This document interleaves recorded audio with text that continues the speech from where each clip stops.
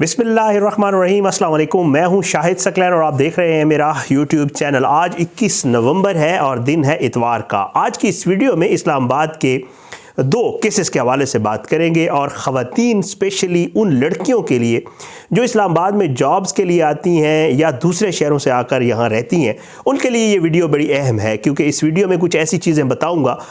जो आजकल इस्लामाबाद में हो रही हैं और वो कोई आम लोग नहीं कर रहे थे, बल्कि एक गिरोह पकड़ा गया है जिसमें पुलिस एहलकार भी उस गिरोह के साथ शामिल थे। ये गिरोह क्या करता था, एक तो आज की वीडियो में इसकी तफसीलात आपको बताऊंगा, कैसे गिरफ्तार हुआ और क्या कार्रवाई की गई इनके ख़िलाफ़। और दूसरी जो स्टोरी है वो एक मशहूर वाक़या हुआ था। सालेहा फ़ातिमा बच्ची थी, उसकी लाश G11 के मेट्रो स्टेशन के कब्रिस्तान से मिली थी। वो वाला मुअम्मा जो है हल हो गया है क्योंकि कोई पता नहीं चल रहा था पुलिस को कि उसको कत्ल किसने किया है, क्या ये ज़्यादती का कोई वाक़या है जिसके बाद कत्ल किया गया है, कहीं और कत्ल करके यहाँ डाला गया है या यहीं पे कत्ल किया गया है। ये मुअम्मा जो है अब हल हो गया है। आज की इस वीडियो में आपको बताऊंगा कि उसका कातिल कौन निकला है और उसका क्या वाक़या था, थोड़े से उसकी तफसील भी आपको बताऊंगा। सबसे पहले वीडियो स्कैंडल के हवाले से बताऊं कि ये मासूम लड़कियों को ये गिरोह जो है वो दोस्ती का झांसा देता था, जिनसी हवस का निशाना बनाता था, नाजेबा वीडियोज़ बनाता था उस दौरान और उसके बाद उनको ब्लैकमेल करता था।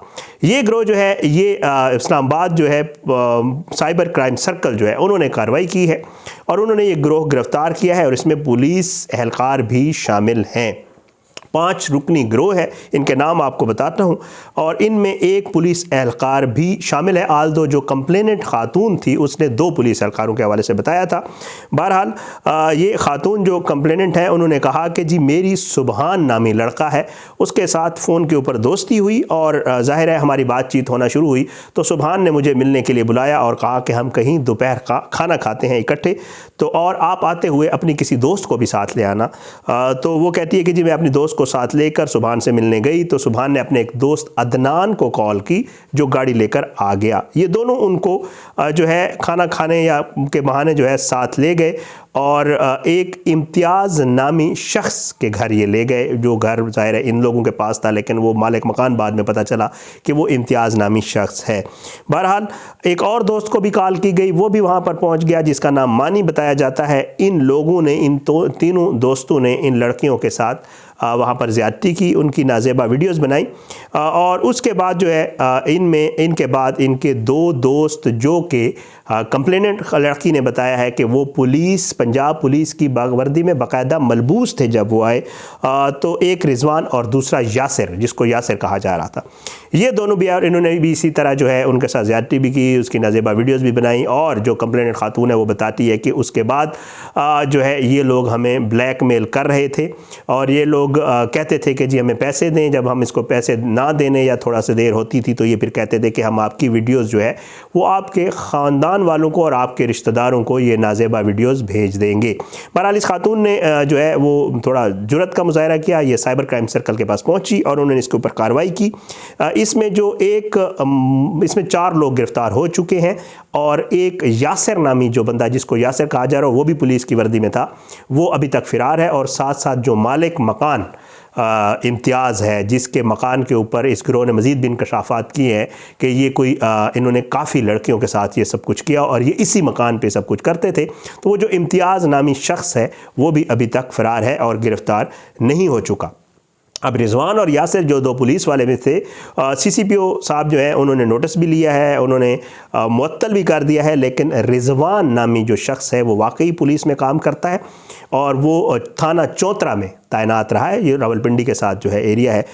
ये वहाँ पर तैनात है। और जो दूसरा यासिर है वो अभी तक फ़रार भी है और उसके हवाले से पुलिस अभी तक नहीं बता रही कि आया वो कोई पुलिस एहलकार है या उसने पुलिस की वर्दी वैसे ही पहनी हुई थी किसी से लेकर या जो कुछ भी है। लेकिन कंप्लेनेंट खातून का ये कहना है कि उस वक्त वो पुलिस की वर्दी में मलबूस था जब वो आया था। ये सारा मामला जो है हुआ और ये लोग अब गिरफ़्तार हो चुके हैं,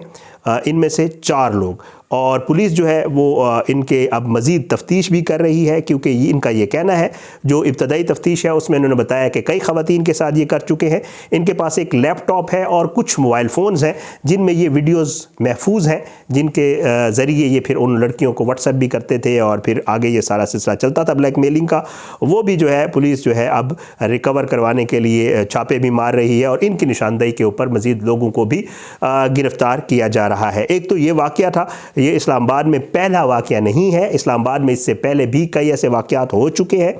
کیونکہ اسلام آباد ایک بڑا شہر اور یہاں پر خواتین لڑکیاں جو ہے وہ اکثر و بیشتر جابز کے سلسلے میں، پڑھائی کے سلسلے میں یہاں پر آتی ہیں اور اس قسم کے جنسی درندوں کے ہاتھ لگ جاتی ہیں اور پھر وہ اپنا جو ہے ان سے مقصد بھی حاصل کرتے ہیں اور پھر بلیک میل بھی کرتے ہیں اور اس طرح کے معاملات ہوتے رہتے ہیں۔ سو یہ آنکھیں کھولنے والا ہے خواتین کے لیے، بچیوں کے لیے جو اس طرف آتی ہیں اسلام آباد یا بڑے شہروں کی طرف، تو ان کو بہت زیادہ خیال رکھنا چاہیے اس چیز کا۔ دوسرا آپ کو بتاؤں کہ ایک تھوڑے دن پہلے تقریباً یہ واقعہ کوئی 8 نومبر کا ہے، یہ G11 کا میٹرو اسٹیشن، کیونکہ یہ میٹرو بن رہی ہے جو اسلام آباد پشاور موڑ 2 ایئرپورٹ بن رہی ہے، وہ ابھی تک چل نہیں رہی، بلکہ اس کے ابھی تک صرف روڈ بنایا ہے، اس کے اسٹیشنز بنے ہوئے ہیں اور وہ غیر آباد ہیں۔ G11 کے اسی طرح کے ایک اسٹیشن میں جی ایک صالحہ فاطمہ نامی ایک بچی کی لاش ملی تھی، جس کا بعد میں پھر نام صالحہ فاطمہ جو ہے پتہ چلا تھا۔ یہ 12 سالہ بچی تھی، صبح کے ٹائم اس کی لاش ملی تھی۔ تھانہ رمنا پولیس اسٹیشن جو ہے اس کا جو ہے ایریا ہے یہ، اور رمنا ماڈل پولیس اسٹیشن، اور پولیس وہاں پر گئی تو بچی کی لاش واش روم میں تھی۔ بہت زیادہ اس کا سوشل میڈیا کے اوپر چرچا ہوا تھا۔ اس وقت یہ شبہ تھا پولیس کو بھی کہ شاید اس کو زیادتی کے بعد قتل کیا گیا ہے، لیکن معمہ اس وقت حل ہوا اس کیا کہ جی اس کی سوشل میڈیا کے اوپر اس کی تصویر آئی تو اس کے چچا جو ہے انہوں نے فیس بک کے اوپر اس کی تصویر دیکھی، اور تصویر دیکھنے کے بعد ان کے چچا کا نام جو ہے وہ تایا جو ریاض احمد ہے، ان کو پتہ چلا، وہ آئے، انہوں نے لاش وصول کی اور انہیں کہا کہ یہ ان کی بھتیجی ہے، اور ان کے جو بھائی ہیں واجد یعنی اس لڑکی کے والد جو ہیں انہوں نے 8 سال پہلے جو ہے اپنی بیوی کو طلاق دے دی تھی اور یہ بچی اپنے والد کے ساتھ ترلائی کے علاقے میں رہ رہی تھی۔ بہرحال بعد میں جو ہے اس کی بچی کا جو باپ ہے وہ سامنے نہیں آیا۔ پولیس نے اس کے بچی کے باپ کو ڈھونڈا، اس کو گرفتار کیا اور اس سے جب انویسٹیگیٹ کیا، کیونکہ اس کے بچی کا باپ جو ہے وہ سامنے نہیں آ رہا تھا اور یہ واحد شخص تھا جو اس کے ساتھ رہتا تھا، پولیس نے اس کو پکڑا اور پولیس نے جب اس سے انویسٹیگیٹ کیا تو اس نے بتایا کہ جی میں اور میری بچی تھانہ جو گورڈا کا جو دربار ہے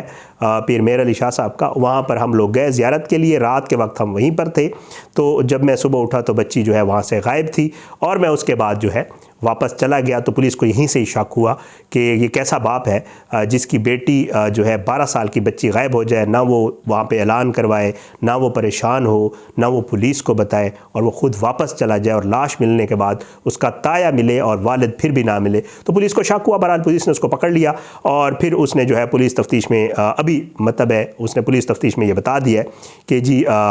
اس نے مطلب پولیس کو بھی یہ شک تھا کہ اس بچی کو قتل کہیں اور کیا گیا ہے، اور بعد میں لا کر جو پولیس جو یہ ہے میٹرو کا واش روم اس پہ اس کی لاش ڈالی گئی ہے، تو اس شخص نے اب بتایا کہ جی اس نے قتل کیا ہے۔ مزید اس سے انویسٹیگیشن ہو رہی ہے، پولیس کو 2 شبے ہیں، ایک تو